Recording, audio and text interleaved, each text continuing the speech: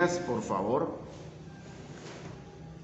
en un verso en Primera de Corintios para retomar de lo que venimos. Estamos ahora 2 clases más, vamos a comenzar vamos a seguir en la enseñanza sobre la importancia de la membresía, hermanos.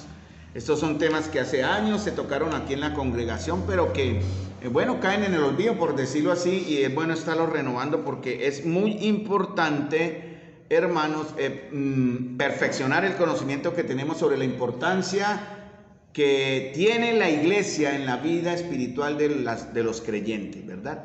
Entonces, 1 Corintios capítulo 1, versículo 2, como para una introducción y un pequeño recorder, y de donde quedamos hace más de 15 días, porque veníamos en el proceso de estudiar Marcos capítulo 6, o venimos en el proceso de estudiar Marcos capítulo 6, 2 clases con Marcos capítulo 6, de lo que vamos, y ahora 2 más con membresía. Entonces espero ustedes puedan tener continuidad, podamos tener la continuidad en entender qué importante es para ustedes y para mí, porque esa es la voluntad de Dios, que seamos parte de una asamblea local. Eso es bíblico. Entonces dice en 1 Corintios 1:2, Pablo, llamado a ser apóstol de Jesucristo por la voluntad de Dios, y al hermano Sóstenes, a la iglesia de Dios que está en Corinto. 1 Corintios 1:2, Gálatas 1:3 dice, porque ya habéis oído acerca de mi conducta en otro tiempo en el judaísmo, que perseguía sobremanera a la iglesia de Dios y la asolaba. Entonces hay varios versos en la Biblia que nos enseñan, en la preposición que se está usando acá, que hay un cuerpo y hay un grupo de personas llamado la iglesia que son parte o pertenecen a alguien. En este caso, ¿a quién? A Dios, ¿no? Dice 1 Corintios, Gálatas 1:13, ¿verdad? Dice la iglesia de Dios. Sepa cómo debes conducirte en la casa de Dios, ¿no? Entonces, nosotros somos parte, en realidad, de ese cuerpo local llamado ahora la iglesia. Entonces, este término iglesia de Dios aparece en varias partes en la Biblia, ¿no? No es un término inventado, está aquí en la Escritura. Y por ejemplo hay advertencias, estoy dando un pequeño resumen rápido de lo que hemos visto para retomar donde quedamos y no olvidar, ¿no? Hay una serie de advertencias a las personas y también a los que son parte de la iglesia, a no ser tropiezo a la iglesia de Dios.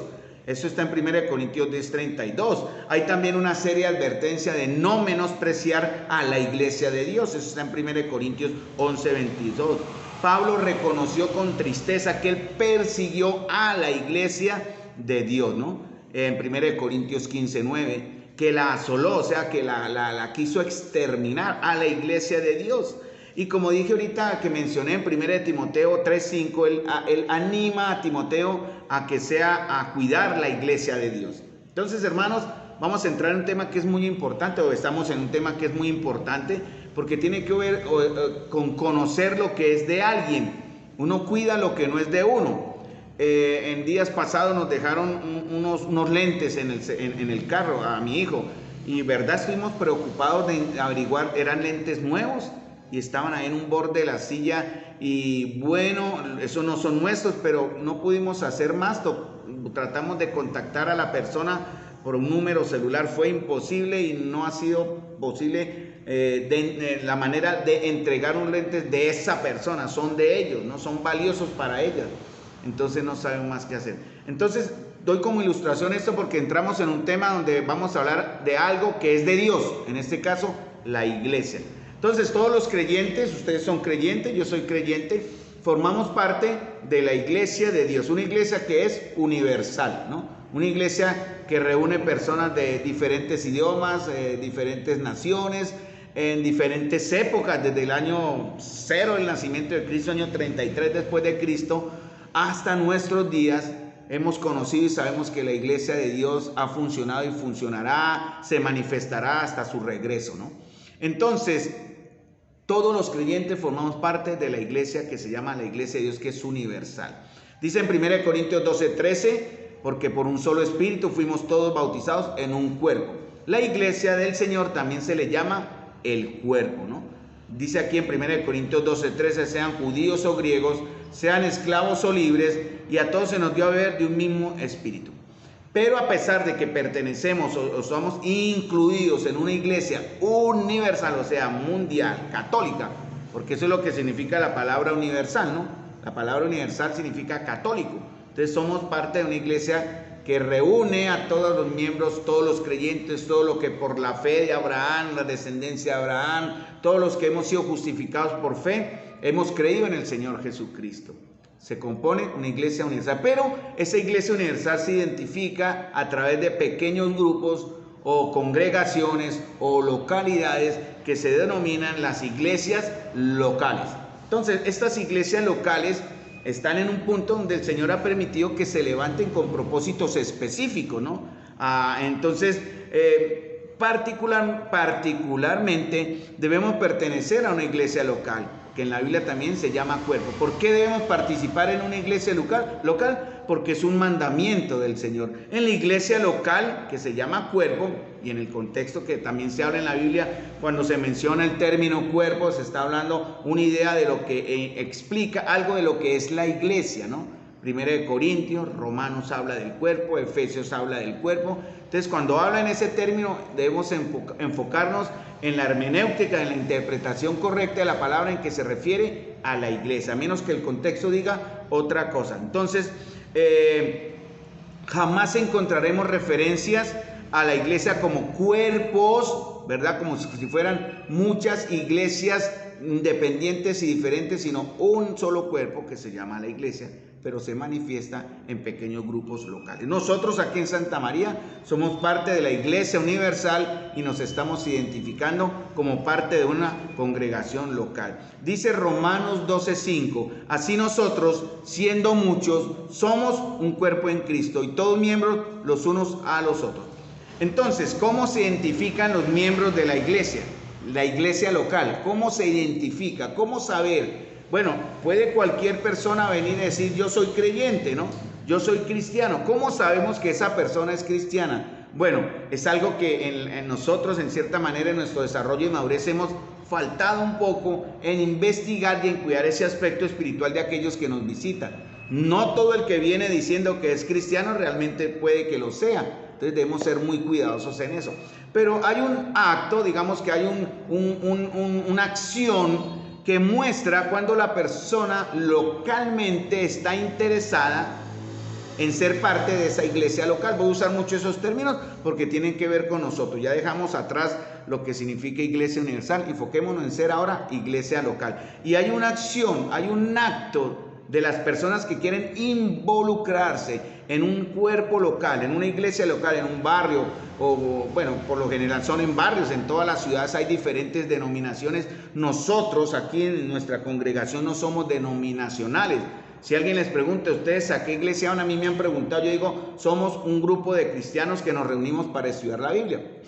Ahorita tengo un cliente que me pregunta mucho, ya me mandé información y ya me di cuenta que está involucrado con los testigos de Jehová. Es un buen señor, pero tengo que tener cuidado de cómo le explico a él estas verdades que para él son nuevas. Él está averiguando, tiene hambre del Señor, espero poderlo en cierta manera guiar a que tenga la verdad en su corazón y no una verdad amañada como la que usan esos grupos mentirosos. Entonces nosotros comenzamos reuniéndonos en casas y ahora por número de hermanos hemos decidido reunirnos en un local, un edificio, llamémoslo así, más grande que recibe mayor cantidad de personas. Pero este edificio no es la iglesia. Este edificio en el cual estamos acá ahora en esta noche no es un templo, o en realidad se le llama templo o iglesia, pero no es eso, es el edificio o la casa donde nosotros, la verdadera iglesia del Señor, se congrega o nos reunimos. Entonces, los miembros que quieren ser parte, o las personas, los hermanos que quieren ser parte de la asamblea local, siendo nuevos creyentes, van a efectuar una acción que ya hicimos, por ejemplo, este domingo con 3 hermanitas. Es el bautismo. Por ejemplo, a través del bautismo, los miembros se identifican como parte de la iglesia, ¿no? Y ya se involucran en una iglesia local, llamados a representar también lo que somos como parte del cuerpo en la cena del Señor. Por eso se espera que los participantes en la cena del Señor, con la cual nos identificamos como parte de un cuerpo local, deben ser bautizados. Es lo que dice en Hechos 2:42, ¿no?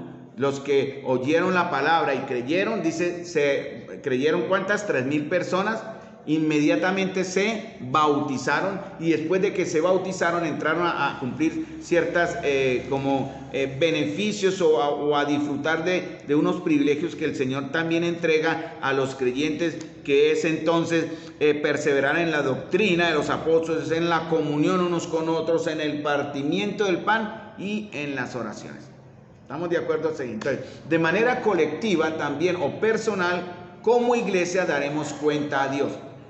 Las iglesias de Apocalipsis capítulo 2 y 3 son mensajes a iglesias, pero también a personas individuales. Sobre todo lo que dice en en Apocalipsis, al principio de cada iglesia, el Señor le dice a Juan: escribe al ángel de la iglesia en Éfeso, en Esmirna, en Tiatira, en Sardis, en Laodicea, en Pérgamo. Pero hay una responsabilidad, eso lo vamos a ver en el próximo bloque, cuando se habla de la grey de Dios, de la congregación de Dios y sus pastores, porque el Señor no quiere que los creyentes seamos simplemente ruedas sueltas, sino el Señor identifica a la iglesia también como un rebaño, y en el rebaño es necesario que haya un pastor, y ya hablaremos eso con más calma y bien bíblicamente sobre lo que eso significa. Entonces, de manera personal o de manera colectiva como iglesia, daremos cuenta a Dios. Por eso el Señor le escribe a 7 iglesias en Apocalipsis, que son la representación histórica de la iglesia.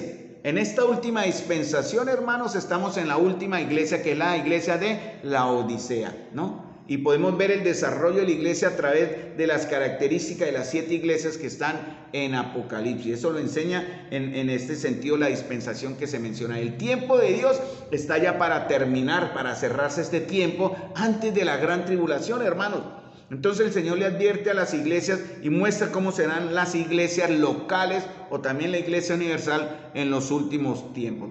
Una iglesia local necesita ser edificada, como dice en Efesios 4, verso 4 o el verso 12 al 16. Necesita fundamentarse y a la vez crecer. Eso no es posible, hermanos, si los creyentes son o andan como islotes en medio del mundo que los rodea, porque el Señor dice: no te pido que los saques del mundo, sino que los guardes del mal. Pero los creyentes, los verdaderos hijos de Dios, estamos llamados a reunirnos con aquellos que vivimos o que viven o practican la misma fe. ¿Para qué? Bueno, para ejercer una serie de trabajos, digámoslo así: edificación, los dones, los servicios, los ministerios, todo lo que hace, y lo vamos a ver más adelante con el tiempo. La iglesia también está llamada a crecer, ¿verdad?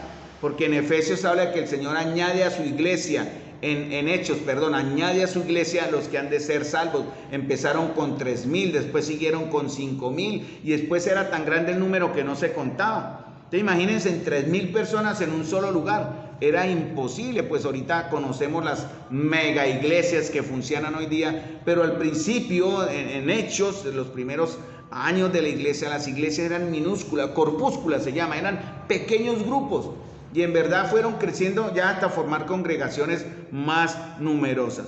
¿Cómo se le llama a la iglesia en la Biblia? Se le llama cuerpo, pero también en Efesios se le llama ¿cómo? O hace una similitud con la esposa, ¿no? La imagen o el simbolismo del matrimonio, ¿no? Eso también tiene que ver con la iglesia. Ahora, vamos a hablar lo que quedamos en la última clase sobre la autoridad de la iglesia. Dios le entregó a la iglesia, tanto local como a la iglesia universal, una responsabilidad que hay que saber ejercer, hermanos, con mucho cuidado. La iglesia católica tergiversó eso, porque realmente de ahí salió la doctrina de ellos, que no es la correcta, del perdón de pecados. Por eso sus sacerdotes se atribuyen blasfemamente el derecho y la potestad de perdonar pecados, ¿no? Nosotros, yo nunca lo hice, obviamente. De pronto alguno de ustedes sí llegó a hacerlo en su vida como creyentes, de ir a confesarse, ¿no? Padre, acúseme de que, bueno, yo no sé si era así que se habla, pero Padre, acúseme de que esto y esto y aquello, y el Señor, que está allá creyendo que tiene la autoridad del Padre, lo cual es una mentira, dice: te perdono, te absolvo. Eso no es así. ¿Quién es el que puede perdonar pecados? Solo el Señor. Eso está en Marcos y está en otras partes del Evangelio, que muestran que solamente el Señor es el único que puede perdonar los pecados, ¿no? El único que puede perdonar pecados es el Señor. Entonces, el Señor establece a la iglesia y al gobierno de la iglesia como el organismo con autoridad para recibir o no recibir a aquellos que quieren entrar en el reino de los cielos. Y me explico. La iglesia tiene la autoridad, tiene la sabiduría en verdad de distinguir espiritualmente cuál es la predicación correcta.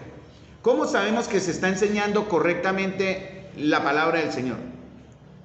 Yo le pregunto a los que están en Zoom allí, que me están escuchando, pueden abrir un micrófono y decir, ¿cómo sabemos que se está enseñando correctamente la palabra de Dios? Y le pregunto también a los que están acá, ¿cuál es el enfoque correcto de la iglesia? ¿Tiene un solo nombre? ¿Cuál? Sí, pero ¿cómo sabemos que lo estamos expresando correctamente, que estamos enseñando el evangelio? Tiene un nombre. La palabra de Dios es lo que usamos para expresar el evangelio, pero expresar correctamente el evangelio tiene un nombre. ¿De quién hablamos? La iglesia debe enfocarse en alguien. Cristo Jesús, hermano. ¿De quién? ¿Silvia? ¿Alguien habló por ahí?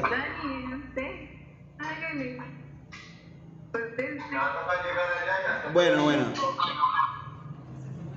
Listo, sí. Tienen que ir una por una para abrir el micrófono. Entonces estamos hablando de Cristo. La iglesia está llamada a enfocar el crecimiento, enfocar la doctrina, enfocar adoración, enfocar madurez, enfocar nuestra vida solamente en Cristo. Nada del pastorado, nada del profeta, nada del apostolado. Todo eso que enseñan hoy que está tan tergiversado, no es así como el Señor ha creado, para eso ha creado la iglesia. Entonces, pero la iglesia sí tiene autoridad para entender. Cuando se enseña correctamente a Cristo, nada más. Ni prosperidad, ni profecías nuevas, ni otras cosas que se salen del camino de enseñar correctamente a nuestro Señor.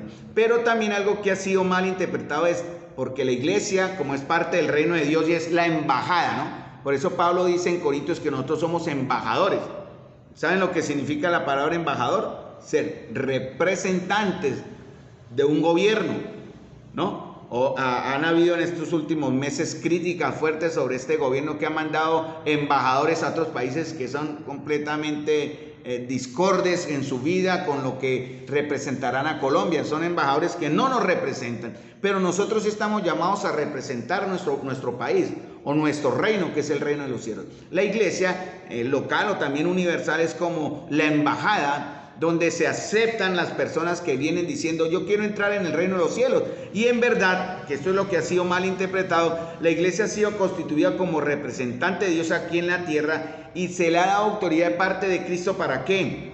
Para reconocer. Por eso dice, a quienes remitiere los pecados les son remitidos y quienes se les retuviere les son retenidos. Dice en la Nueva Traducción Viviente, si ustedes perdonan o declaran más bien perdonados los pecados a alguien, esos pecados son perdonados. Si ustedes no los perdonan o no reconocen o no declaran esos pecados como perdonados, no son perdonados. Esto significa que la iglesia puede decir, usted verdaderamente es un salvo. No es que decirle que por estar acá se salva, ¿no? Eso es algo que se ha malinterpretado, ¿no? Que la iglesia tiene el derecho de decir, usted se salva, usted se pierde, usted se salva, usted se pierde. No, la iglesia lo único que autoridad que tiene que decir, es como yo el ejemplo que di. Mi hija está averiguando sobre un papel que tenemos que enviarle acá, un certificado de un registro civil, pero resulta que allá donde tiene que entregar el papel no le aceptan copia, tiene que ser original. ¿Cómo se hace eso? Yo le dije, hija, vaya a la embajada, al consulado colombiano en Houston, tiene que ir y solicite, porque en ese consulado está en el sistema todo el pueblo. Realmente el que vaya van y buscan en el sistema y encuentran su partida y se lo entregan original. ¿Por qué? Y va a tener la misma validez si tiene un sello del consulado colombiano en Houston, para que ella vaya a donde tiene que ir y mire, este es mi papel, y se lo valen como legal y real, porque es como si él hubiese venido aquí a Colombia y hubiese pedido el papel en una notaría y se lo hubiese llevado para allá. Entonces la iglesia como representante del Señor tenemos esa potestad, ese derecho, esa autoridad en verdad de reconocer quiénes verdaderamente son hijos de Dios. No de decir que son hijos de Dios como dándoles la salvación, porque eso no es así. Entonces la iglesia reconoce. ¿Cómo sabemos si reconocemos a una persona si es hija o no es hija de Dios? ¿Cuál serían? Denme una, pero abran el micrófono y dicen, ¿cuál sería una característica para que la iglesia reconozca a una persona como hija de Dios? Por sus frutos, dice Elena, más altico, hermana. Aquí el micrófono. Eso, Elena, con fuerza. Yo creo que ¿Perdón? Porque ha nacido de nuevo, y ese nacimiento de nuevo se demuestra con fruto, ¿no? El deseo de la obediencia, ¿la qué? Fidelidad, muy bien, el cambio de vida, el servicio en la iglesia local también. Por el bautismo se sabe, ¿no? Porque el bautismo, bueno, aquí tenemos la libertad aún de no ser acosados, pero ya viene el acoso para las iglesias, ya están acosando en cierta manera y ya se ha advertido que va a haber un seguimiento a las iglesias en ese aspecto. Entonces debemos tener mucho cuidado, hermanos, estar orando. Quienes verdaderamente siendo miembros de la iglesia local de aquí, que está dando testimonio en barrio, en Bucaramanga, aquí, Santa María, son verdaderamente hijos o son verdaderamente hijos del Señor. Entonces la iglesia tiene esa autoridad. Entonces los discípulos estamos autorizados a proclamar, o mejor dicho, a reconocer quienes en verdad han sido perdonados. Usted es perdonado, usted es salvo por los frutos, por el efecto que causa la obediencia y los deseos que muestra. Bueno, eso lo hablaremos también. Entonces, ¿qué más les recuerdo de lo que hemos visto? Esto viene, el Señor cuando dijo atar y desatar, cuando usó el término todo lo que atares en los cielos será atado en los cielos, era un concepto que se usaba en las sinagogas. Resulta que los rabinos, o sea, los rabinos de la época de Jesús, todas las decisiones que ellos tomaban por ser los jefes espirituales de la sinagoga, no el templo, en el templo estaban los sumos sacerdotes y en los grupos locales estaban las sinagogas. Habían muchas sinagogas, podían haber más de una sinagoga en una ciudad. En Jerusalén incluso habían dicen que eran más de 200 o 300 sinagogas, aparte del templo. Y todas las sinagogas, como dije en el estudio de Marcos, estaban dirigidos hacia el templo. Su puerta principal está dirigida al templo, hacia Jerusalén, o en este caso, si estaban en Jerusalén, hacia el templo. Entonces, esta sinagoga, los rabinos tomaban decisiones en las sinagogas, como por ejemplo, vamos a poner un ejemplo de los fondos, aunque eso en el término neotestamentario es diferente. Ellos podían usar los fondos para algunas situaciones particulares y eso era ley. El rabino podía decir, usen estos fondos para construir ese muro de esa casa, por un ejemplo, que se cayó. Y lo que ellos decían en verdad, ellos podían atar o desatar, ese es el término que se usaba. Ellos tenían esa autoridad y esas decisiones eran tomadas con seriedad. Las personas obedecían porque ellos tenían como ese derecho en cierta manera, y es el término que se usa, atar o desatar. Entonces la iglesia, hermanos, vuelvo a recordarles, tiene la autoridad de reconocer o no que la persona es perdonada. Solo reconocer, entiéndame, ¿no? Ustedes me están entendiendo, no estoy dando la idea diferente. No es decir perdonamos pecados, jamás. Pero sí podemos declarar, por ejemplo, cuando alguien se arrepiente, verdaderamente llega arrepentido a la comunión, decir, ese hermano verdaderamente es un hermano arrepentido. Por ejemplo, la iglesia en Corinto hizo un acto que tiene que ver con lo que vamos a ver ahora. Más adelante, si el tiempo lo permite, esto es solo introducción. Pero la iglesia de Corinto hizo algo que nosotros también hicimos hace 2 semanas, que fue muy doloroso, que fue en realidad declarar a alguien fuera de la comunión de iglesia.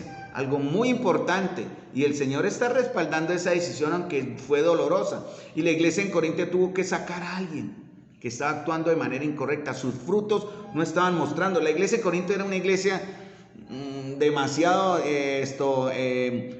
diferente, demasiado desordenada. Era una iglesia que tenía muchos problemas, pero era una iglesia amada por el Señor, una iglesia que el Señor quería perfeccionar. Por eso en Corinto habla de los dones, en Corinto habla que son los santos de Dios, los santificados. En Corintios capítulo 3 y 6 habla, ustedes son templo de Dios, el que destruye el templo de Dios, juicio de Dios recibe. Y no está hablando solamente del cuerpo, porque algunos descontextualizan ese verso y se refieren solo al cuerpo físico, el del cristiano particularmente, lo cual se puede aplicar también, pero tiene que ver con el cuerpo como iglesia. Entonces, en el capítulo 2 de Corintios, la iglesia, en el capítulo 1 la iglesia expulsó a alguien, pero en el capítulo 2 Pablo ruega porque la iglesia recibe ese alguien que estaba arrepentido. Entonces la iglesia tuvo que volverse a reunir para reconocer el que se había arrepentido, que dicen que fue el que fue sacado de 1 de Corintios, que volvió arrepentido, y Pablo dice, recíbanle con amor y restáunele. Por eso, hermano, debemos tener mucho cuidado y mucho temor con el pasado de nuestras vidas, porque muchas veces usamos ese pasado, y yo he caído en ese error también personal o también como parte de ustedes, de fijarme mucho, y estoy cambiando mucho eso, y yo le he pedido perdón al Señor por eso, de vivir del pasado de la vida de ustedes, ¿no? Como si ese pasado no hubiese sido ya perdonado, y eso hay que tener mucho cuidado. Entonces el Señor me dice, en cierta manera, que yo lo que debo hacer, o los hermanos en Corinto hicieron, fue reconocer a alguien que volvió arrepentido para recibirle con amor. Pero hermanos, ¿quiénes tenían la autoridad para reunirse, por ejemplo en Corinto, para sacar a alguien de la iglesia? Porque Pablo dice, no estoy presente, pero como si estuviera presente en espíritu, ustedes reúnanse y expulsen a ese pecador de ahí. Eso fue lo que hizo Pablo, palabras más, palabras menos en 1 Corintios.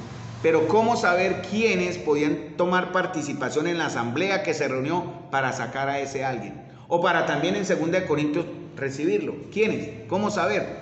Solo es posible si se identifica a los que son miembros de esa iglesia. No podía llegar cualquiera que llegó de visita, venga, participe y vamos a disciplinar a alguien. No, hermano. Cuando se ejerce disciplina, pues hay que tener cuidado de que no estén los no creyentes, que no entienden y no son parte de este proceso. Pero sí los hermanos también que son fieles aquí a la congregación. Todos ustedes, todos nosotros tenemos esa autoridad y esa responsabilidad. Por eso hay que identificar, para eso es la membresía, ¿no? Por ejemplo, tenemos aquí en el tablero a los que son miembros de la iglesia. Los demás que no aparecen aquí, para mí, aunque falten algunos y estén reuniendo, ni me ha faltado, falta completar ahí, son miembros, pero hay otros que solo vienen por temporada, ¿no? Son vacacionales, ¿no? Pueden venir acá, ir a otra iglesia, pero ¿cómo sabemos cómo están sus vidas si no están aquí permanentemente para que todos podamos estar cuidándonos? ¿Cómo sabemos que viven vidas restauradas? ¿Cómo sabemos que tienen vidas de obediencia? ¿Cómo sabemos que esos hermanos en verdad están andando correctamente? Bueno, en el siguiente bloque, cuando hablemos de la grey de Dios y sus pastores, eso es trabajo del pastorado, de estar cuidando la grey de Dios. Por eso Pablo le dije en Hechos 20 a los ancianos, a los siervos, a los sobreveedores, a los guiadores, dicen, apacienten la grey de Dios, cuídenla, ¿verdad? Como dicen según 1 Pedro, no con ganancia deshonesta, con ánimo pronto, ¿verdad? Porque también dicen Hebreos, daremos cuenta. Hermanos, es una carga emocional grande, también es una carga espiritual grande para aquellos que el Señor puso en el tiempo que corresponde a estar al frente llevándoles, pero no por eso significa que está llevándoles al frente es como que a mí se me perdona todo, pero yo a los que vienen detrás mío no. Somos igual, por eso Pablo dice, el que piense estar firme, mire que no caiga, porque igual el siervo puede caer, y si cae, pues la palabra de Dios también dice que la iglesia restaure, pero sea sometido también a un proceso. Hay miles de iglesias que han cerrado, han caído, se han dispersado, se han acabado porque Satanás atacó al liderazgo. Destruyendo el liderazgo, destruye la iglesia en gran porcentaje, casi un 80 o 90%. Conozco testimonios y he leído casos de iglesias que se han acabado porque han atacado el pastorado, ha entrado en pecado, en divisiones, en discordias, en luchas y en guerras internas, y simplemente los miembros se fueron, no pudieron, no fueron cuidados, y bueno, cada cual buscó sus propios caminos. Y eso ha pasado con muchos de nosotros. Por ejemplo, ¿por qué es necesario que alguien reconozca a los nuevos creyentes? Vemos dos ejemplos en Hechos 9, 6 al 18, en el caso de Pablo. El Señor, recuerden que Pablo cayó en Damasco, ¿verdad? Ciego, y él temblando y temeroso dijo, Señor, ¿qué quieres que haga? El Señor le dijo, levántate. ¿Qué más le dijo el Señor? Levántate, predique el evangelio, levántese, participe en la cena, levante, no, simplemente le dice el Señor a Pablo, mire, levántate y entra en la ciudad, y ahí se le va a decir qué tiene que hacer, espere. Y el Señor fue y llamó a un hombre llamado Ananías, un justo llamado, dice, había entonces en Damasco un discípulo llamado Ananías, a quien el Señor dijo en visión, Ananías, y él respondió, Señor, heme aquí. Y el Señor dijo, levántese y vaya a la calle que se llama Derecha, que hoy día existe, ustedes pueden buscar en Google, calle Derecha en Damasco, y esa calle existe, es una calle pequeñita, así con curvas, y ahí existe la casa donde Pablo estaba hospedado. Y allá fue Ananías, dice, ve a casa de Judas, a uno llamado Saulo, búscalo, porque él aquí él ora. Dice, fue entonces Ananías y entró en la casa y poniendo sobre él las manos dijo, hermano Saulo, el Señor Jesús que se te apareció en el camino por donde venías, me ha enviado para que reciba la vista y sea lleno del Espíritu Santo. En ese momento Ananías, con la autoridad que Dios le entregó como miembro de la Iglesia Universal y también pequeña iglesia local en Jerusalén, reconoció a Pablo como miembro de la iglesia también. ¿Por qué? Porque dice, fue hasta allá, impuso sus manos y dice, al momento le cayeron de los ojos como escamas y recibió al instante la vista y levantándose fue bautizado. De esa manera Ananías incluyó a Pablo en el cuerpo local o en el cuerpo universal que se llama la iglesia. Otro caso está en el caso de Pedro con Cornelio, la misma historia, ¿no? Cornelio estaba orando y Cornelio le dijo, mire, él mirándole fijamente dijo, Señor, ¿qué es, Señor? Y él le dijo, estoy en Hechos 10, 4 al 6, él está orando y tiene una visión y Cornelio se asusta y él le dice, ¿qué es, Señor? Y él le dijo, tus oraciones y tu limón han subido para memoria delante de Dios. Envía pues ahora hombres a Jope y haz venir a Simón, el que tiene por sobrenombre Pedro. Este posa en casa de Simón curtidor que tiene su casa junto al mar. Él te dirá lo que es necesario que haga. Entonces el Señor guió a Cornelio hacia Pedro y por eso el Señor preparó a Pedro con la visión del lienzo, ¿verdad? Que Pedro dijo, Señor, yo no hay mundo, tomo, ¿no? Lo que Dios ha limpiado no lo llames tú inmundo. Tengamos cuidado con llamar inmundos a los hermanos, ¿no? Porque el Señor ha limpiado. Este es el ejemplo. Entonces por eso Pedro fue, ¿verdad?, a donde Cornelio y lo reconoció como parte de la iglesia, porque dice, ¿puede alguno impedir el agua para que no sean bautizados esos que han recibido el Espíritu Santo también como nosotros? Y mandó bautizarles en el nombre del Señor Jesús. Entonces le rogaron que se quedasen por algunos días. En Hechos 2:42 hay una palabra interesante. Hechos 2:42 dice que los que recibieron su palabra fueron bautizados y se añadieron aquel día como 3,000 personas. Pero se añadieron ¿a dónde? ¿Se añadieron a dónde? Esa es la palabra clave. Pues se añadieron a la iglesia.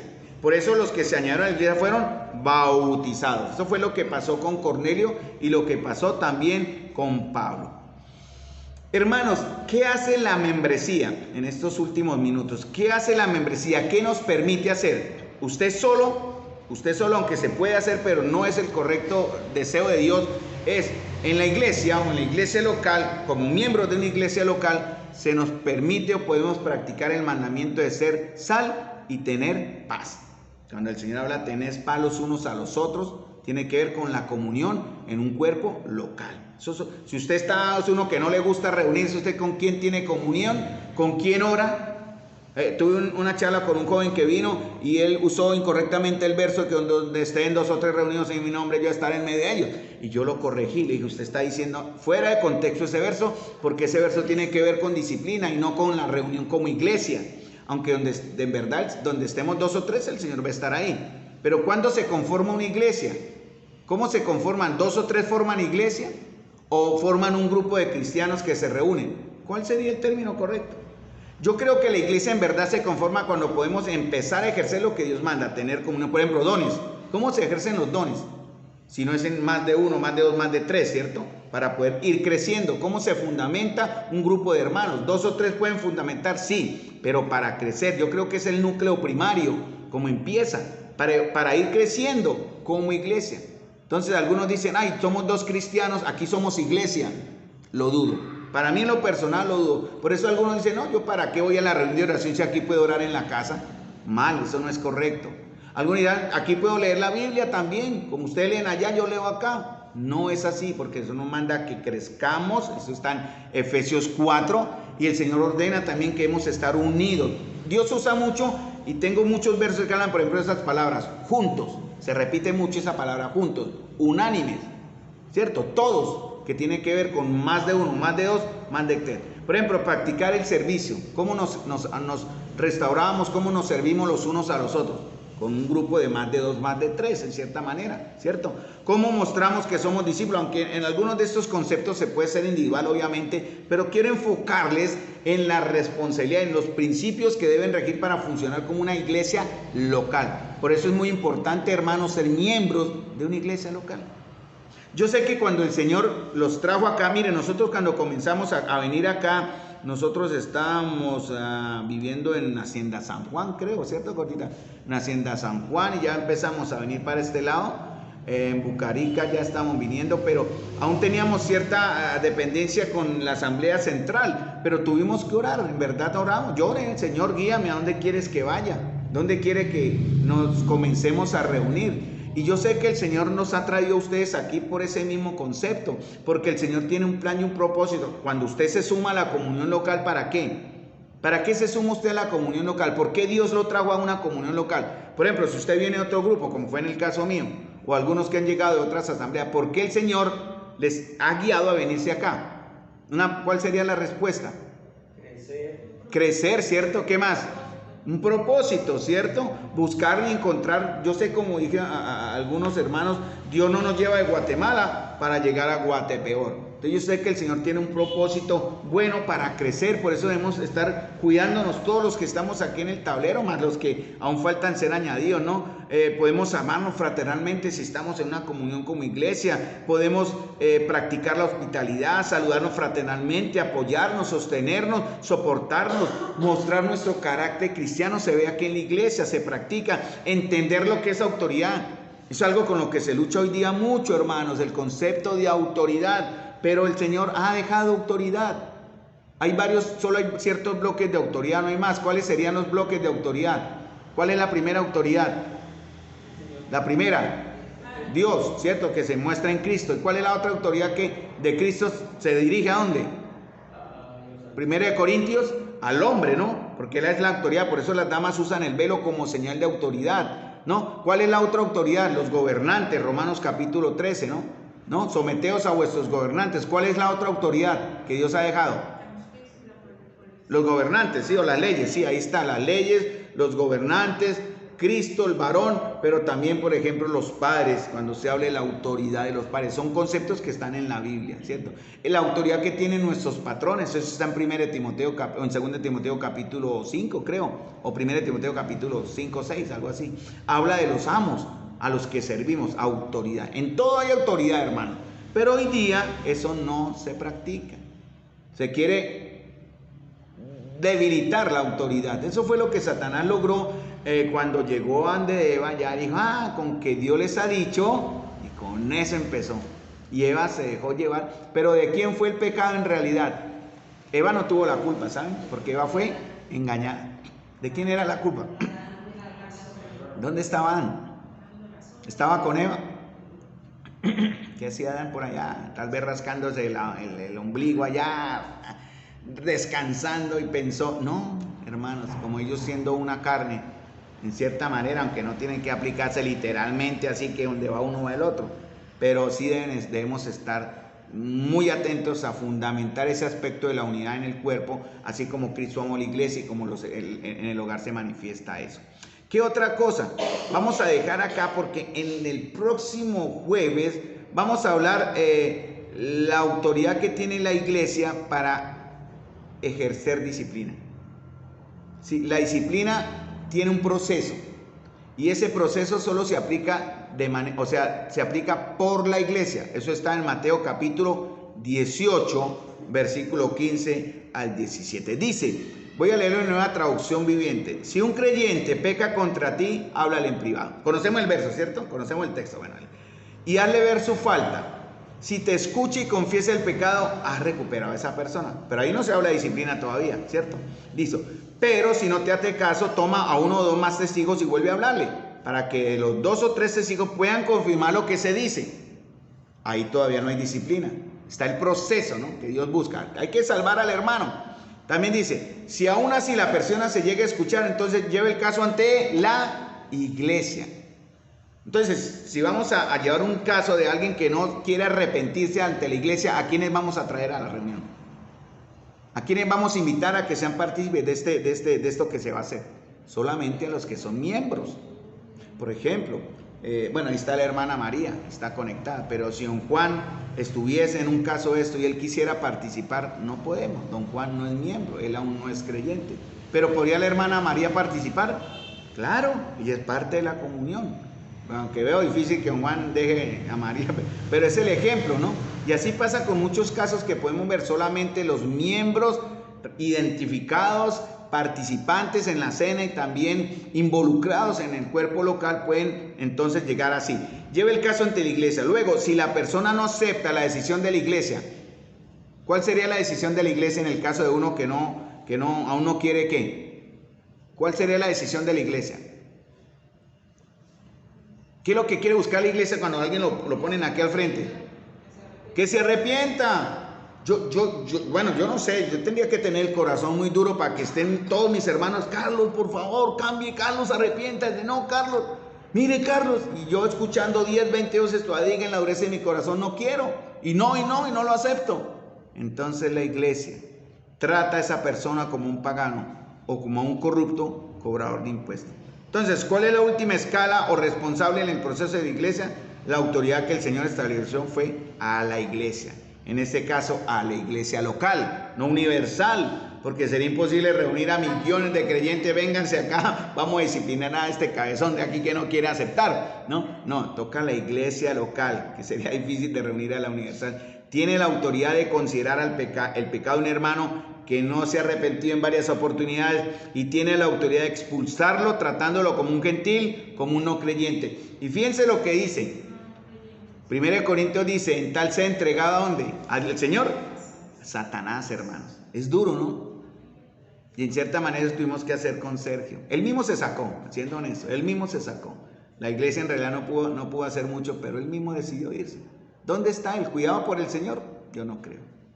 Y si algunos están orando para que el Señor lo proteja, no lo hagan. Deje que el Señor, muchas veces el Señor no actúa porque hay muchos orando, cuidándolo y encerrando.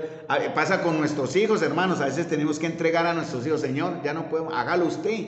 Porque a veces los protegemos tanto y el Señor responde a nuestra oración y los sigue en cierta manera deteniendo su proceso. Hermanos, hay que soltar, hay que entregar. Y en este caso fue lo que se hizo con mucho dolor. Tenemos que estar orando por Luis Humberto y Luz Esther, estar orando mucho porque esto les sigue afectando. Tenemos que estar apoyándoles, estar animándoles y estar en cierta manera siempre pendiente de ellos mientras este proceso termina de alguna forma, ya que Él regrese. Si Él regresa, ¿qué hacemos? Si Él regresa, ¿qué hacemos? Pero falta algo. Si Él regresa arrepentido, no, Él puede venir de visita, ni más faltaba. Pero si Él quiere integrarse a la comunión, tiene que entrar arrepentido. Y eso tiene otras características. Entonces el Señor va a respaldar en los cielos la decisión. No la que tome el pastor o el anciano. Es que hay unos que son autócratas, ¿no? Que lo que el pastor dice, usted se me sale, usted se me va, ¿no? No, y usted esto y usted aquello. No, nosotros no tenemos esa autoridad de disciplinar. Es la iglesia en general.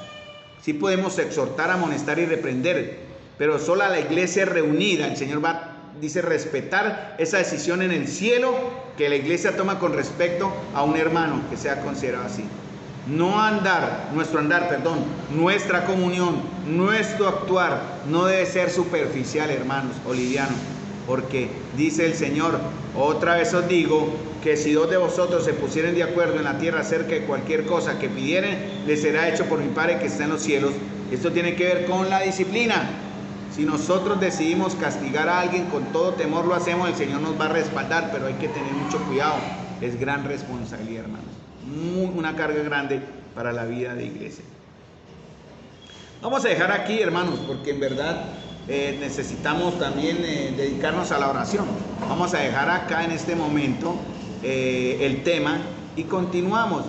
Yo sí quiero preguntarles en verdad si hay alguna duda, alguna inquietud con respecto a esto, pues por favor me lo hacen llegar y con mucho gusto, con Biblia en mano, les voy a guiar a mostrar lo que significa al tema hasta donde vamos. En este caso vamos en el punto de la autoridad de la iglesia para disciplinar.